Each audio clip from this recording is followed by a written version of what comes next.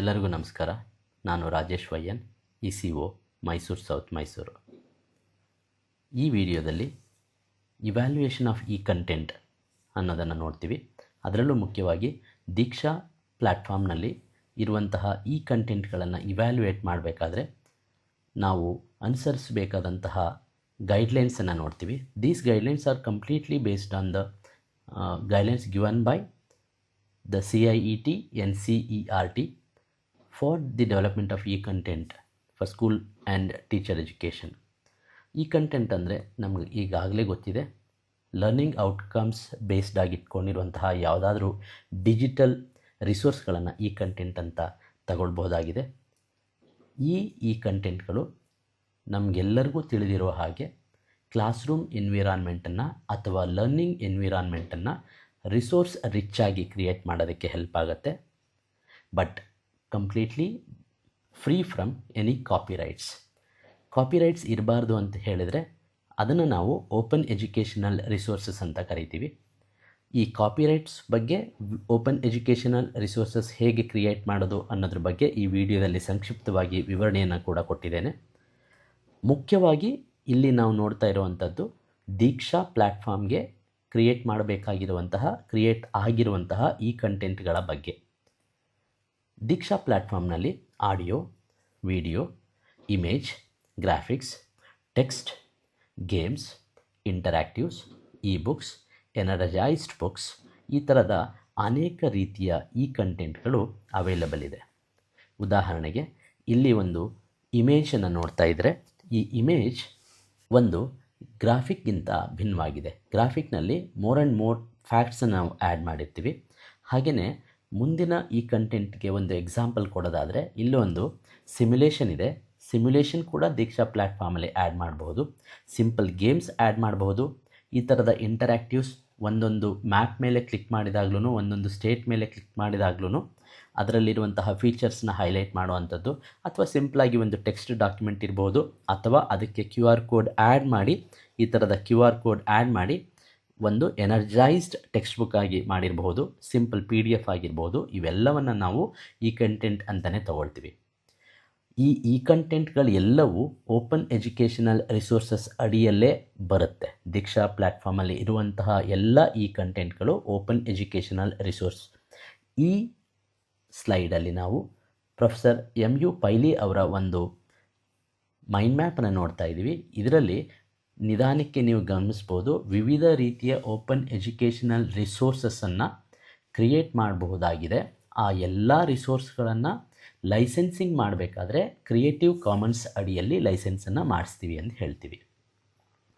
ಏನು ಹಾಗಿದ್ರೆ ಮುಖ್ಯವಾಗಿ ಓಪನ್ ಎಜುಕೇಷನಲ್ ಲೈಸೆನ್ಸಸ್ ಅಥವಾ ಓಪನ್ ಎಜುಕೇಷನಲ್ ರಿಸೋರ್ಸಸ್ ಆಗಬೇಕು ಅಂದರೆ ನಾವು ಯೂಸ್ ಮಾಡಿರುವಂತಹ ಅಥವಾ ನಾವು ಕ್ರಿಯೇಟ್ ಮಾಡಿರುವಂತಹ ಕಂಟೆಂಟನ್ನು ಬೇರೆಯವರಿಗೆ ಹಂಚಬೇಕಾದ್ರೆ ಕೆಲವೊಂದು ಅಂಶಗಳನ್ನು ಮನಸ್ಸಿನಲ್ಲಿ ಇಟ್ಕೊಳ್ಬೇಕಾಗತ್ತೆ. ನಾವು ಕ್ರಿಯೇಟ್ ಮಾಡಿರುವಂತಹ ಎಲ್ಲ ಕಂಟೆಂಟ್ಗಳು ಈ ಸಿಂಬಲ್ಗಳ ಅಡಿಯಲ್ಲಿ ಬರುತ್ತಾ ಅಂತ ಒಂದು ಸತಿ ಚೆಕ್ ಮಾಡ್ಕೋಬೇಕಾಗಿದೆ. ಮೊದಲನೆಯದು attribution, share alike, non commercial, no derivative. Attribution ಅಂತ ಹೇಳಿದ್ರೆ ನಾನು ಕ್ರಿಯೇಟ್ ಮಾಡ್ತಾ ಇರುವಂಥವನು copy, distribute, display and perform the work and make derivatives based on only if they give the author the credits. ನಾನು ಯಾವ ಆಥರ್ನ ಮೆಟೀರಿಯಲನ್ನು ಬಳಸ್ಕೊಂಡಿದ್ದೀನಿ, ಯಾವ ಆಥರ್ನ ಇಮೇಜನ್ನು ಬಳಸ್ಕೊಂಡಿದ್ದೀನಿ, ಅದಕ್ಕೆ ಕ್ರೆಡಿಟ್ ಕೊಡಲೇಬೇಕಾಗತ್ತೆ. ಓಕೆ, ಕ್ರೆಡಿಟ್ ಕೊಡಬೇಕು ಅಂತನ್ನೋದಾದರೆ ಅವುಗಳನ್ನು ಯಾವ ರೀತಿ ಬಳಸ್ಕೋಬೇಕು, ಯಾವ ರೀತಿ ಚೂಸ್ ಮಾಡ್ಕೋಬೇಕು ಅಂತನ್ನೋದಕ್ಕೆ ಒಂದು ಉದಾಹರಣೆಯನ್ನು ನೋಡೋಣ. ಸೆಲ್ನ ಪಿಕ್ಚರನ್ನು ಪಡ್ಕೋಬೇಕು ಅಂತ ಸೆಲ್ ಅಂತ ಟೈಪ್ ಮಾಡಿದ್ದೀನಿ. ಬಟ್ ಈ ಸೆಲ್ಲು ಅಂತ ಅನ್ನುವಂಥದ್ದು ಸುಮಾರು ಇಮೇಜ್ಗಳಲ್ಲಿ ಯಾವುದೋ ಒಂದು ನನಗೆ ಇಷ್ಟ ಆಯಿತು, ಇದು ತುಂಬ ಚೆನ್ನಾಗಿದೆ ಅಂತ ಅನ್ನಿಸ್ತಾ ಇದೆ. ಇದನ್ನು ಕ್ಲಿಕ್ ಮಾಡಿದ್ರೆ that goes to a website. 345 for this image ಅಂತ ಬರ್ತಾ ಇದೆ. ಇದಕ್ಕೆ ನಾನು ಪೇ ಮಾಡಬೇಕಾಗಿದೆ. ಪೇ ಮಾಡಲಿಲ್ಲ ಅಂದರೆ ಏನಾಗುತ್ತೆ, ಇದರಲ್ಲಿ ಈ ಐಸ್ಟಾಕ್ ಅನ್ನುವಂಥದ್ದು ಉಳ್ಕೊಂಬಿಟ್ಟಿರುತ್ತೆ. ಅದರ ಬದಲಾಗಿ ನಾವೇನಾದ್ರೂ ಸ್ವಲ್ಪ ಶಾರ್ಟ್ಕಟ್ ಅಂತ ಯೂಸ್ ಮಾಡೋಕ್ಕೆ ಹೋಗಿ ಇದ್ರದ್ದೇ ರೈಟ್ ಕ್ಲಿಕ್ ಮಾಡಿ ಸೇವ್ ಮಾಡ್ಕೋತಾ ಇದ್ದೀವಿ ಅಂದ್ರೂ ನಾನು ಅದನ್ನು ಎಕ್ಸಾಂಪಲ್ ತೋರಿಸ್ತೀನಿ, ಸೇವ್ ಮಾಡಿಕೊಂಡ್ರೆ ಹೇಗಾಗತ್ತೆ ಅಂತ. ಡೌನ್ಲೋಡ್ ಮಾಡ್ಕೊಂಡಿದ್ದೀನಿ, ಅದರಲ್ಲಿ 5.9 KB ಇದೆ. ನಾನು ಝೂಮ್ ಮಾಡ್ತಾ ಹೋದರೆ ಅದು ತುಂಬ ಕ್ಲಾರಿಟಿ ಇರಲ್ಲ, ಪಿಕ್ಸೆಲ್ ಸೈಜ್ ತುಂಬ ಕಡಿಮೆ ಇರುತ್ತೆ. ಹಾಗಾಗಿ ನಾನು ಕ್ಲಿಕ್ ಮಾಡಿ ಸೇವ್ ಮಾಡೋಕ್ಕೆ ಹೋದರೆ ಅದರಲ್ಲಿ ಒಂದು ಐಕನ್ ಬರ್ತಾ ಇದೆ ಐಸ್ಟಾಕ್ದು. ಇದರ ಬದಲಾಗಿ ನಾವು ಮಾಡಬೇಕಾಗಿರುವಂಥದ್ದೇನು, ಆದಷ್ಟು ಕಾಪಿರೈಟ್ ಫ್ರೀ ಇರೋವಂಥದ್ದನ್ನೇ ಬಳಸ್ಕೋಬೇಕು. ಇವೆಲ್ಲ ಕಾಪಿರೈಟ್ ಇರೋವಂಥದ್ದು. ಇನ್ನೊಂದೆರಡು ಎಕ್ಸಾಂಪಲ್ ನೋಡೋಣ. ಟ್ವಿಂಕಲ್ CH ಅಂತ ಯಾವುದೋ ವೆಬ್ಸೈಟ್ ಇದೆ. ಈ ವೆಬ್ಸೈಟ್ ಹೋಗಿ ಅದರಲ್ಲಿರುವಂತಹ ಇಮೇಜನ್ನು ನಾನು ಚೆಕ್ ಮಾಡ್ತಿದ್ದೀನಿ. ರ್ಯಾಂಡಮಾಗಿ ಒಂದು ಇಮೇಜ್ ತಗೋತಿದ್ದೀನಿ. ಇಲ್ಲಿದೆ. ಅದು ಅಕೌಂಟ್ ಕ್ರಿಯೇಟ್ ಮಾಡು ಅಂತ ಕೇಳ್ತಾ ಇದೆ. ಅಕೌಂಟ್ ಕ್ರಿಯೇಟ್ ಮಾಡೋದಕ್ಕೆ ಮೊದಲೇ ನಾನು ಚೆಕ್ ಮಾಡ್ಕೋಬೋದು ಇದರಲ್ಲಿ ಈ ಇಮೇಜ್ಗಳು, ಈ ವೆಬ್ಸೈಟಲ್ಲಿ ಇರುವಂತಹ ಇಮೇಜ್ಗಳು ಕಾಪಿರೈಟೆಡ್ ಇದೆಯೋ ಇಲ್ವೋ ಅಂತ ಕೂಡ ನಾವು ಚೆಕ್ ಮಾಡಬಹುದು. ಸುಲಭವಾದ ದಾರಿ ಅಂದರೆ ಪಬ್ಲಿಕ್ ಡೊಮೈನಲ್ಲಿ ಇರುವಂತಹ ಇಮೇಜ್ಗಳನ್ನು ಬಳಸುವಂಥದ್ದು. ಈಗ ವಿಕಿಪೀಡಿಯಾ ಈ ರೀತಿಯ ಒಂದು ಕಾಮನ್ನಾಗಿ ಶೇರ್ ಅಲೈಕ್ ಲೈಸೆನ್ಸನ್ನು ಎನ್ಕರೇಜ್ ಮಾಡುವಂತಹ ವೆಬ್ಸೈಟ್ ಆಗಿರೋದ್ರಿಂದ ಇದರಲ್ಲಿ ಇರುವಂತಹ ಇಮೇಜ್ಗಳನ್ನು ಸುಲಭವಾಗಿ ನಾವು ಬಳಸ್ಕೋಬೋದು. ಈ ರೈಟ್ ಸೈಡಲ್ಲಿ ಪಬ್ಲಿಕ್ ಡೊಮೈನ್ ಅಂತ ಇದೆ. ಈ ಪಬ್ಲಿಕ್ ಡೊಮೈನ್ ಅಂದರೆ ಅರ್ಥ, ಈ ಪಬ್ಲಿಕ್ ಡೊಮೈನಲ್ಲಿ ಇರುವಂಥದ್ದನ್ನು ಯಾರು ಬೇಕಾದರೂ ಸುಲಭವಾಗಿ ಬಳಸ್ಕೋಬಹುದು ಅಂತನ್ನೋದನ್ನು ನಾವು ನೋಡಿರ್ತೀವಿ. ಇಲ್ಲಿ ನೋಡಿ, ಕಾಪಿರೈಟ್ ಇಲ್ಲ. This image is from the Science Premier, a work of the National Center for Biotechnology Information, part of the National Institute of Health as a work of US federal government. The image is in the public domain in the United State. But ಇಲ್ಲಿ ನಾವು ಬಳಕೆ ಮಾಡೋದಕ್ಕೆ ಅದೇನು ನಮಗೆ ಹೆಚ್ಚಿಗೆ ಏನು ಅದು ತೊಂದರೆಯನ್ನು ಕೊಡೋದಿಲ್ಲ. ನಾವು ಇಂಡಿಯಾದ ಲ್ಯಾಂಗ್ವೇಜಸ್ಗಳಿಗೆ ಕೂಡ ಇದೆ ಅದರ ಪಾರ್ಟ್ಸು. ಇವು ಪಬ್ಲಿಕ್ ಡೊಮೈನಲ್ಲಿ ಇರುವಂಥದ್ದು. ಅದಕ್ಕೆ ಲೈಸೆನ್ಸಿಂಗ್ನ ಅಗತ್ಯನೇ ಇಲ್ಲ. ಡೌನ್ಲೋಡ್ ಅಂತ ಕೊಟ್ಟರೆ ಆಟ್ರಿಬ್ಯೂಷನ್ ಕೇಳುತ್ತೆ. ಈ ಆಟ್ರಿಬ್ಯೂಷನನ್ನು ನಾನು ಕಾಪಿ ಮಾಡಿ ಎಲ್ಲಿ ಇಮೇಜನ್ನು ಬಳಸ್ತಿದ್ದೀನಿ ಅಲ್ಲಿ ಅದನ್ನು, ಉದಾಹರಣೆಗೆ ನಾನೀಗ ಯಾವುದೋ ಪ್ರೆಸೆಂಟೇಷನ್ಗೆ ಯೂಸ್ ಮಾಡಬೇಕು ಅನ್ನೋದಾದರೆ ಪ್ರೆಸೆಂಟೇಷನ್ಗೆ ಇಮೇಜನ್ನು, ಆ ಟೆಕ್ಸ್ಟನ್ನು ಕಾಪಿ ಮಾಡಿ ಪೇಸ್ಟ್ ಮಾಡ್ಕೊಳ್ತೀನಿ ಕೆಳಭಾಗದಲ್ಲಿ. ಇಲ್ಲಿ ಪೇಸ್ಟ್ ಮಾಡ್ತಾಯಿದ್ದೀನಿ.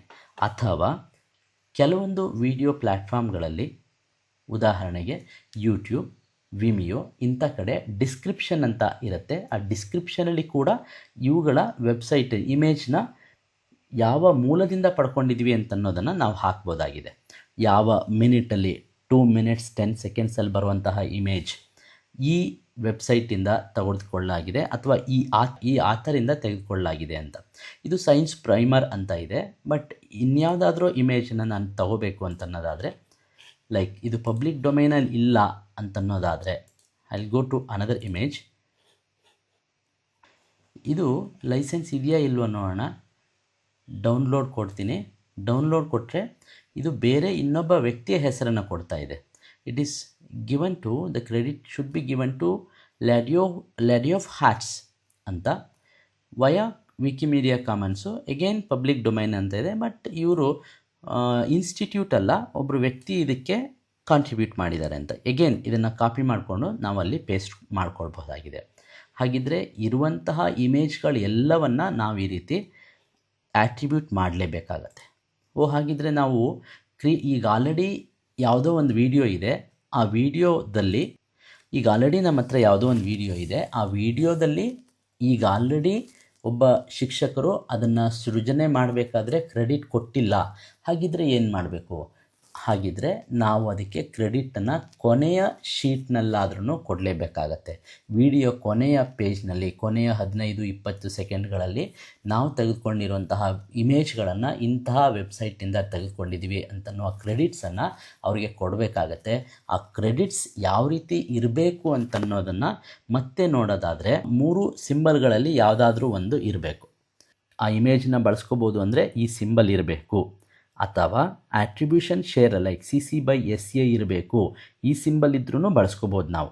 ಅಥವಾ CC/ND ಈ ಥರದ್ದು. ಇದು this license allows for redistribution commercial and non commercial as long as it is passed along unchanged and in the whole with due credit to you.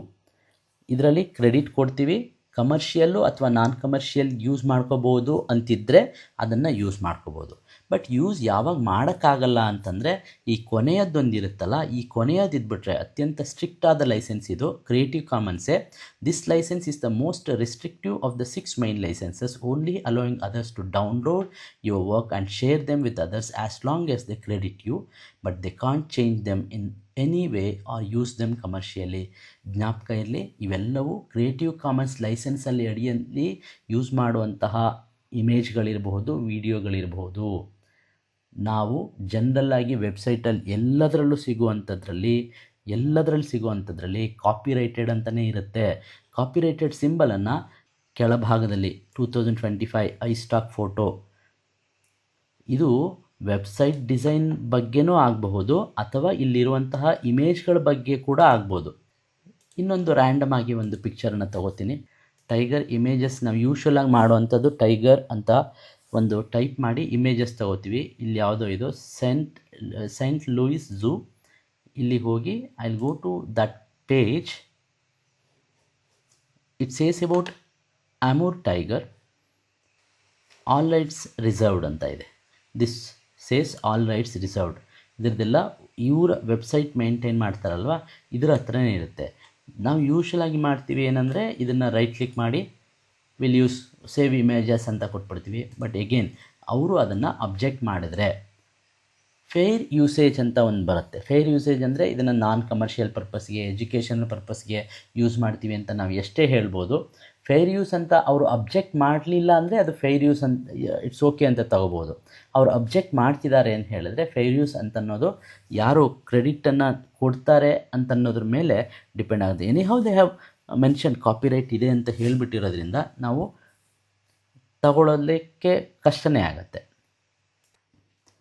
Okay, ಇನ್ನು ಈ ಕಂಟೆಂಟನ್ನು ಸೃಜನೆ ಮಾಡಬೇಕಾದ್ರೆ ನಾವು ಅನುಸರಿಸಬೇಕಾಗಿರುವಂತಹ ಮಾದರಿ ಅಂದರೆ ಆಡಿ ಮಾಡೆಲ್ ಅಂತ ಕನ್ಸಿಡರ್ ಮಾಡ್ಕೊಳ್ತೀವಿ. ಆಡಿ, A stands for analysis, design, development, implementation and evaluation. ಇದನ್ನು ನಾನು ಒಂದು ಯೂನಿವರ್ಸಿಟಿಯ ವೆಬ್ ಪೇಜಿಂದ ತಗೊಂಡಿರೋದ್ರಿಂದ ಅದಕ್ಕೆ ಕ್ರೆಡಿಟನ್ನು ಕೆಳಭಾಗದಲ್ಲೇ ಕೊಟ್ಟಿದ್ದೇನೆ. ಅನಾಲಿಸಿಸ್, ಯಾವುದರ ಅನಾಲಿಸಿಸ್ ಮಾಡ್ಕೋಬೇಕಂತ ಹೇಳಿದರೆ 3 ಅನಾಲಿಸಿಸ್ಗಳನ್ನ ನಾವು ಗಮನದಲ್ಲಿಟ್ಕೋಬೇಕು. ನೀವು ಇವ್ಯಾಲ್ಯೂಯೇಷನ್ ಮಾಡಬೇಕಾದ್ರೂ ನಿಮಗೆ ಬಂದಿರುವಂತಹ ವಿಡಿಯೋ ಅಥವಾ ಟೆಕ್ಸ್ಟು ಅಥವಾ ಇಮೇಜ್ ಇವ್ಯಾಲ್ಯೂಯೇಟ್ ಮಾಡಬೇಕಾದ್ರೂ ಸ್ಟೂಡೆಂಟ್ ಅನಾಲಿಸಿಸ್ ಮಾಡ್ಕೊಳ್ಳಿ. ಅದು ಏಜ್ ಅಪ್ರಾಪ್ರಿಯೇಟ್ ಆಗಿದೆಯಾ ಅಥವಾ ಆ ಸ್ಟೂಡೆಂಟ್ಗೆ ಯಾವುದೇ ಲರ್ನಿಂಗ್ ಗ್ಯಾಪ್ ಇಲ್ವಾ. ವಿಡಿಯೋ ನಾವು ಕಳಿಸಿರ್ತೀವಿ, ಆ ವಿಡಿಯೋ ಕಳಿಸಿರುವಂತಹ ಭಾಷೆ ಇಂಗ್ಲೀಷ್ ಭಾಷೆಯದಾಗಿದ್ದು ಮಗು ಕನ್ನಡ ಮಾಧ್ಯಮದ ವಿದ್ಯಾರ್ಥಿ ಅಂತ ಹೇಳಿದ್ರೆ ನಾವು ಲರ್ನರ್ ಅನಾಲಿಸಿಸ್ ಸರಿಯಾಗಿ ಮಾಡಿಲ್ಲ ಅಂತ. ಓಕೆ, 7th ಸ್ಟ್ಯಾಂಡರ್ಡ್ ಮಗುಗೆ 10th ಸ್ಟ್ಯಾಂಡರ್ಡ್ ಮೆಟೀರಿಯಲ್ನ ಕಳಿಸಿ ನಾವು ಇದನ್ನು ಪ್ರಿಪೇರ್ ಆಗು ಅಥವಾ ಈ ಕಂಟೆಂಟ್ ಯೂಸ್ ಮಾಡ್ಕೊ ಅಂತ ಹೇಳ್ತಿದ್ವಿ ಅಂದರೆ that is not fair use. ಹಾಗಿದ್ರೆ ಲರ್ನರ್ ಅನಾಲಿಸಿಸ್ ಮಾಡ್ಕೋಬೇಕು. ಹಾಗೆಯೇ ಕಂಟೆಂಟ್ ಅನಾಲಿಸಿಸ್, ಯಾವ ಕಂಟೆಂಟ್ಗೆ ಯಾವ ರೀತಿಯ ಈ ಕಂಟೆಂಟ್ ಫಾರ್ಮ್ಯಾಟ್ ಸೂಟ್ ಆಗುತ್ತೆ. ಕೆಲವು ಕಡೆ ಇಮೇಜಸ್ ಸೂಟ್ ಆಗುತ್ತೆ, ಕೆಲವು ಕಡೆ ಗ್ರಾಫಿಕ್ ಡಿಸೈನ್ ಬೇಕಾಗತ್ತೆ, ಕೆಲವೊಂದು ಸತಿ ವಿಡಿಯೋ ಬೇಕಾಗತ್ತೆ, ಕೆಲವೊಂದು ಸತಿ ವಿಡಿಯೋನ ಯೂಸ್ ಮಾಡಲೇಬಾರ್ದು. ಹಾಗೇ ಇರುತ್ತೆ. ಉದಾಹರಣೆಗೆ ಅಮೂರ್ತ ಕಲ್ಪನೆಗಳನ್ನು ಮೂಡಿಸ್ಬೇಕಾದ್ರೆ ನಾವು ವಿಡಿಯೋಗಳನ್ನು ಬಳಕೆ ಮಾಡಿದಷ್ಟು ಮೂರ್ತ ಕಲ್ಪನೆಗಳನ್ನು ಮೂಡಿಸ್ತಾ ಇದ್ದೀವಿ. ಆಲ್ರೆಡಿ ಅವನಿಗೆ 10th ಸ್ಟ್ಯಾಂಡರ್ಡ್ ಬಂದಿರ್ತಾನೆ, ಅಮೂರ್ತ ಕಲ್ಪನೆಗಳನ್ನು ಮಾಡ್ಕೊಳ್ಳೋದಕ್ಕೆ ಸಾಮರ್ಥ್ಯ ಇರುತ್ತೆ, ಮತ್ತೆ ಅವನಿಗೆ ವಿಡಿಯೋ ತೋರಿಸ್ತಾ ಇದ್ದೀವಿ ಅಂತ ಹೇಳಿದ್ರೆ ಅವನ ಆ ಸಾಮರ್ಥ್ಯವನ್ನು ನಾವು ಕರ್ಬ್ ಮಾಡಿದಾಗತ್ತೆ. ಹಾಗಾಗಿ ಲರ್ನರ್ ಅನಾಲಿಸಿಸ್, ಕಂಟೆಂಟ್ ಅನಾಲಿಸಿಸ್ ಕೂಡ ನಾವು ಮಾಡ್ಕೋಬೇಕು. ಯಾವ ಕಂಟೆಂಟ್ಗೆ ಯಾವ ಫಾರ್ಮ್ಯಾಟ್ ಆಫ್ ಈ ಕಂಟೆಂಟ್ ಯೂಸ್ ಆಗುತ್ತೆ ಅಂತ. ಇದ್ರ ಜೊತೆಗೆ ಎನ್ವಿರಾನ್ಮೆಂಟಲ್ ಅನಾಲಿಸಿಸ್, ಯಾವ ಲರ್ನಿಂಗ್ ಎನ್ವಿರಾನ್ಮೆಂಟ್ ಇದೆ ಅಂತ ಅನ್ನೋದನ್ನು ಚೆಕ್ ಮಾಡ್ಕೋಬೇಕು. ಉದಾಹರಣೆಗೆ ನಾವು ಬಳಸ್ತಾ ಇರುವಂತಹ ಈ ಕಂಟೆಂಟ್ ಅಥವಾ ನಾವು ಯಾವುದೋ ಒಂದು ದೀಕ್ಷಾ ಪ್ಲ್ಯಾಟ್ಫಾರ್ಮ್ಗೆ ಅಪ್ಲೋಡ್ ಮಾಡಿಬಿಟ್ಟಿದ್ವಿ, ಈ ಕಂಟೆಂಟ್ ಎಲ್ಲರೂ ನೋಡ್ತಾರೆ, ಕರ್ನಾಟಕದಲ್ಲಿರೋ ಎಲ್ಲ ಸ್ಟೂಡೆಂಟ್ಸು ನೋಡ್ತಾರೆ ಅಂತ ಹೇಳೋಕ್ಕಾಗಲ್ಲ. ಯಾಕಂದರೆ ಇನ್ನೂ ಸುಮಾರು ಜನರ ಮನೆಯಲ್ಲಿ ಮೊಬೈಲನ್ನು ಅಥವಾ ದೀಕ್ಷಾ ಪ್ಲ್ಯಾಟ್ಫಾರ್ಮನ್ನು ಹೇಗೆ ಬಳಕೆ ಮಾಡ್ಕೋಬೇಕು, ಅದರಲ್ಲಿರುವಂತಹ ಈ ರಿಸೋರ್ಸನ್ನು ಹೇಗೆ ಯೂಸ್ ಮಾಡ್ಕೋಬೇಕು ಅಂತ ಅನ್ನೋದೇ ಗೊತ್ತಿಲ್ಲ. ಹಾಗಾಗಿ ಎನ್ವಿರಾನ್ಮೆಂಟಲ್ ಅನಾಲಿಸಿಸ್ ಮಾಡ್ಕೊಳ್ದೇ ನಾವು ಈ ಕಂಟೆಂಟನ್ನು ಪ್ರಮೋಟ್ ಮಾಡ್ತಿದ್ವಿ ಅಂತ ಹೇಳಿದ್ರೆ ಅಥವಾ ಈ ಕಂಟೆಂಟನ್ನು ನಾವು ಯೂಸ್ ಮಾಡಬೇಕು ಅಂತ ಎಕ್ಸ್ಪೆಕ್ಟ್ ಮಾಡ್ತಾಯಿದ್ವಿ ಅಂತಂದರೆ ತಪ್ಪಾಗತ್ತೆ. ಹಾಗಾಗಿ ಅನಾಲಿಸಿಸ್ ಮಾಡ್ಕೋಬೇಕು. ಲರ್ನರ್ಗೆ ಈ ಕಂಟೆಂಟ್ ಸೂಟ್ ಇದೆಯಾ, ಕಂಟೆಂಟ್ಗೆ ಈ ಕಂಟೆಂಟ್ ಫಾರ್ಮ್ಯಾಟ್ ಸೂಟ್ ಇದೆಯಾ, ಈ ಎನ್ವಿರಾನ್ಮೆಂಟಲ್ಲಿ ಈ ಸಂದರ್ಭದಲ್ಲಿ ಈ ಕಂಟೆಂಟನ್ನು ಯೂಸ್ ಮಾಡ್ಬೋದಾ ಅಂತ ಅನಲೈಸ್ ಮಾಡ್ಕೋಬೇಕು. ಹಾಗಾಗಿ ನಮಗೆ ಬಂದಿರುವಂತಹ ಈ ಕಂಟೆಂಟ್ಗಳೆಲ್ಲವೂ ಇವ್ಯಾಲ್ಯೂಯೇಷನ್ ಮಾಡ್ತಾ ಮಾಡ್ತಾ ನಮಗೆ ಇದು ಎಲ್ಲ ಫಾರ್ಮ್ಯಾಟ್ಗೂ ಯೂಸ್ ಆಗುತ್ತೆ, ಎಲ್ಲ 6ನೇ ತರಗತಿಗೆ ಈ ವಿಡಿಯೋ ರೆಡಿ ಮಾಡಿದ್ದಾರೆ, 6ನೇ ತರಗತಿಗೆ ಸೂಟ್ ಆಗುತ್ತೆ, ಸಿಟಿ ಮಕ್ಕಳು ಹಳ್ಳಿ ಮಕ್ಕಳು ಎಲ್ಲರೂ ಬಳಸ್ಬೋದು, ಬಳಸಿರುವಂತಹ ಭಾಷೆ ಸುಲಭದ್ದಾಗಿದೆ, ಅದರ ಸ್ಪೀಡ್ ಸರಿಯಾಗಿದೆ, ಈ ಥರದನ್ನೆಲ್ಲ ನಾವು ಅನಲೈಸ್ ಮಾಡ್ಕೋಬೇಕಾಗತ್ತೆ. ಗ್ರಾಮ್ಯಾಟಿಕಲ್ ಎರರ್ ಇಲ್ವಾ, ಡೆರೋಗೇಟರಿ ರಿಮಾರ್ಕ್ಸ್ ಇಲ್ವಾ, ಯಾವುದ್ರ ಬಗ್ಗೆನೂ ಧರ್ಮ, ಜಾತಿ, ವರ್ಣ ಇತ್ಯಾದಿಗಳ ಬಗ್ಗೆ ಮೆನ್ಷನ್ ಮಾಡಿದಾರಾ, ಇದನ್ನು ಕೇರ್ಫುಲ್ಲಾಗಿ ನೋಡಿ. ಇದರಲ್ಲೂ ಸಮಾಜ ವಿಜ್ಞಾನದಲ್ಲಿ ಇಂತಹ ಅಥವಾ ಭಾಷೆಗಳಲ್ಲಿ ಇದರ ಕಡೆಗೆ ಗಮನ ಕೊಡಬೇಕಾಗತ್ತೆ. ಇನ್ನು ಡಿಸೈನ್ ಮಾಡಬೇಕಾದ್ರೆ ಏಜ್ ಅಪ್ರಾಪ್ರಿಯೇಟ್ ಅಂತ ಹೇಳ್ತಾ ಇದ್ವಿ. ವಿಡಿಯೋ ತುಂಬ ಫಾಸ್ಟ್ ಆಗಿದೆ ಅಂತ ಅನಿಸ್ಬೋದು, ಅಥವಾ ತುಂಬ ನಿಧಾನ ಹೋಗ್ತಾ ಇದೆ ಅಂತ ಅನಿಸ್ಬೋದು, ಅಥವಾ ಮಧ್ಯದಲ್ಲಿ ಇವ್ಯಾಲ್ಯೂಯೇಷನ್ ಇಲ್ಲದೇ ಗಂಟೆಗಟ್ಟಲೆ ಈ ಕಂಟೆಂಟನ್ನು ಮಾಡಿರ್ತೀವಿ, ಇವ್ಯಾಲ್ಯೂಯೇಷನ್ ಇರೋದೇ ಇಲ್ಲ, ಮಗುಗೆ ಯೋಚನೆ ಮಾಡೋದಕ್ಕೆ ಜಾಗನೇ ಸಿಗಲ್ಲ, ಪ್ರಶ್ನೆನೇ ಕೇಳಲ್ಲ, ಈ ಥರ ಇದ್ದರೆ ಅದು ಡಿಸೈನ್ ಸರಿಯಾಗಿಲ್ಲ ಅಂತ. ವಿಡಿಯೋ ಮಾಡೋದಕ್ಕೆ ಸ್ಕ್ರಿಪ್ಟನ್ನು ಮೊದಲು ಬರ್ಕೋಬೇಕು, ಸ್ಕ್ರಿಪ್ಟ್ ಸರಿಯಾಗಿದ್ದರೆ ವಿಡಿಯೋ ಸರಿಯಾಗಿ ಬರುತ್ತೆ ಅಂತ. ಓಕೆ, ಇದಾದಮೇಲೆ ಡೆವಲಪ್ಮೆಂಟ್ ಮಾಡಬೇಕಾದ್ರೆ ಕನ್ಸ್ಟ್ರಕ್ಟ್ ಮಾಡ್ಕೊಳ್ತೀವಿ, ಅಸೆಸ್ಮೆಂಟು ಇರಬೇಕು, ಅಲ್ಲಿ ಆ್ಯಕ್ಟಿವಿಟೀಸ್ ಇರಬೇಕು. ಯಾವುದೇ ಈ ಕಂಟೆಂಟ್ ಆದರೆ ಮಗುವಿಗೆ ಪಾರ್ಟಿಸಿಪೇಟ್ ಮಾಡೋದಕ್ಕೆ ತರಗತಿ ಕೋಣೆ ಒಳಗಡೆ ನಾವು ಕನ್ಸ್ಟ್ರಕ್ಟಿವಿಸಮ್ ಮಾತಾಡ್ತೀವಿ, ತರಗತಿ ಕೋಣೆ ಒಳಗಡೆ ಸ್ಟೂಡೆಂಟ್ಸನ್ನು ಇನ್ವಾಲ್ವ್ ಮಾಡ್ಕೊಳ್ತೀವಿ ಕಲಿಯೋದಕ್ಕೆ ಅಂತ. ಆದರೆ ಈ ಕಂಟೆಂಟ್ ಒಳಗಡೆ ಮಗುನ ಇನ್ವಾಲ್ವ್ ಮಾಡ್ಕೊಳ್ಳೋದು ಹೇಗೆ, ವಿಡಿಯೋದೊಳಗಡೆಗೆ ಮಗುನ ಕರ್ಕೊಂಬರೋಕ್ಕಾಗಲ್ಲ, ಆದರೆ ಯೋಚನೆ ಮಾಡೋದಕ್ಕೆ ಟೈಮ್ ಕೊಡ್ಬೋದಲ್ವ. ಹಾಗಾಗಿ ಅಂಥ ಕಡೆಗಳನ್ನು ನಾವು ಗಮನಿಸ್ಕೋಬೇಕಾಗತ್ತೆ. ಇದಾದ ನಂತರ ಇಂಪ್ಲಿಮೆಂಟೇಷನ್. ಇಂಪ್ಲಿಮೆಂಟ್ ಮಾಡೋದಕ್ಕೆ ಮೊದಲು ಎಲ್ಲರಿಗೂ ಸಾರ್ವತ್ರಿಕವಾಗಿ ಈ ಕಂಟೆಂಟನ್ನು ಕೊಡ್ತೀವಿ ಅಂತ ಅನ್ನೋದಕ್ಕೆ ಮೊದಲಾಗಿ ಒಂದು ಪೈಲಟ್ ಸ್ಟಡಿ, ಒಂದು ರೂಮ್ ಒಳಗೆ, ಒಂದು ಕ್ಲಾಸ್ ಒಳಗಡೆ ಇದನ್ನು ಡಿಸ್ಟ್ರಿಬ್ಯೂಟ್ ಮಾಡಿ ಇದು ಸರಿ ಬರ್ತಿದೆಯಾ ಅಂತ ನೋಡಿಕೊಂಡು, ಆಮೇಲೆ ಅದನ್ನು ಫೀಡ್ಬ್ಯಾಕ್ ತೊಗೊಂಡು ಎಲ್ಲ ಫಂಕ್ಷನ್ಸ್ ಎಲ್ಲ ಸರಿಯಾಗಿ ಯೂಸ್ ಆಗ್ತಿದೆಯಾ ಅಂತ ನೋಡಿಕೊಂಡು, ಆಮೇಲೆ ಅದನ್ನು ಪಬ್ಲಿಷ್ ಮಾಡೋದಕ್ಕಿಂತ ಮೊದಲು ಇನ್ನೊಂದು ಸ್ಟೆಪ್ ಇದೆ, ಇವ್ಯಾಲ್ಯೂಯೇಷನ್ ಮಾಡಬೇಕು. ನಾನು ಈ ಕಂಟೆಂಟನ್ನು ಕ್ರಿಯೇಟ್ ಮಾಡಿದ್ದೀನಿ ಅಂದರೆ ನಾನು 4-6 ಜನಕ್ಕೆ ತೋರಿಸಿ ಅವರಿಂದ ಬರುವಂತಹ ಮಾರ್ಪಾಡುಗಳನ್ನು ಸ್ವೀಕರಿಸಿ, ಮಾರ್ಪಾಡುಗಳನ್ನು ತಿದ್ದಿದ ನಂತರ ಮುಂದಕ್ಕೆ ಅಕಸ್ಮಾತ್ ನಮ್ಮ ಈ ಕಂಟೆಂಟ್ ಕ್ರಿಯೇಟ್ ಮಾಡಿದವರೆಲ್ಲರೂ ಈ ಲಾಸ್ಟ್ ಸ್ಟೆಪ್ಪನ್ನು ಫಾಲೋ ಮಾಡಿಬಿಟ್ಟಿದ್ರೆ, ಅಪ್ಲೋಡ್ ಮಾಡೋದಕ್ಕಿಂತ ಮೊದಲು ನಾವೆಲ್ಲರೂ ಈ ಸ್ಟೆಪ್ಪನ್ನ ಫಾಲೋ ಮಾಡಿಬಿಟ್ಟಿದ್ರೆ ಇರುವಂತಹ 46,000 ವೀಡಿಯೋಗಳಲ್ಲಿ ಬಹುಪಾಲನ್ನು ಡಿಲೀಟ್ ಮಾಡಬೇಕಾದಂತಹ ಪರಿಸ್ಥಿತಿ ಬರ್ತಾನೆ ಇರಲಿಲ್ಲ. ಹಾಗಾಗಿ ನಾವು ಇವ್ಯಾಲ್ಯೂಯೇಷನ್ ಮಾಡ್ತಾ ಇದ್ದೀವಿ. ನಾವು ಇವ್ಯಾಲ್ಯೂಯೇಷನ್ ಈಗ ಮಾಡೋದಕ್ಕೆ ಮೊದಲು ಯಾರು ಕ್ರಿಯೇಟ್ ಮಾಡಿರ್ತಾರಲ್ಲ, ಗೇಮ್ ಕ್ರಿಯೇಟ್ ಮಾಡಿರ್ತಾರೆ ಅಥವಾ ಒಂದು ಇಮೇಜ್ ಕ್ರಿಯೇಟ್ ಮಾಡಿರ್ತಾರೆ, ಇಮೇಜ್ ಬಳಸಿರ್ತಾರೆ, ಅವರು ಬೇರೆಯವರಿಗೆ ತೋರಿಸಿ ಇದನ್ನು ಬಳಸ್ಬೋದಾ ಅನ್ನೋದನ್ನು ವೆರಿಫೈ ಮಾಡ್ಕೊಂಡಿರ್ತಾರ ಅಂತ ಚೆಕ್ ಮಾಡ್ಕೋಬೇಕಾಗಿದೆ. ಇದನ್ನು ಆ್ಯಡಿ ಮಾಡೆಲ್ ಅಂತ ಕರಿತೀವಿ. ಹಾಗಾಗಿ ಆ್ಯಡಿ ಮಾಡೆಲಲ್ಲಿ ಕ್ರಿಯೇಟ್ ಆಗಿರುವಂತಹ ಈ ಕಂಟೆಂಟ್ ಸುಮಾರು ಹಂತಗಳಲ್ಲಿ ಇವ್ಯಾಲ್ಯೂಯೇಷನ್ ಆಗೇ ಇರುತ್ತೆ.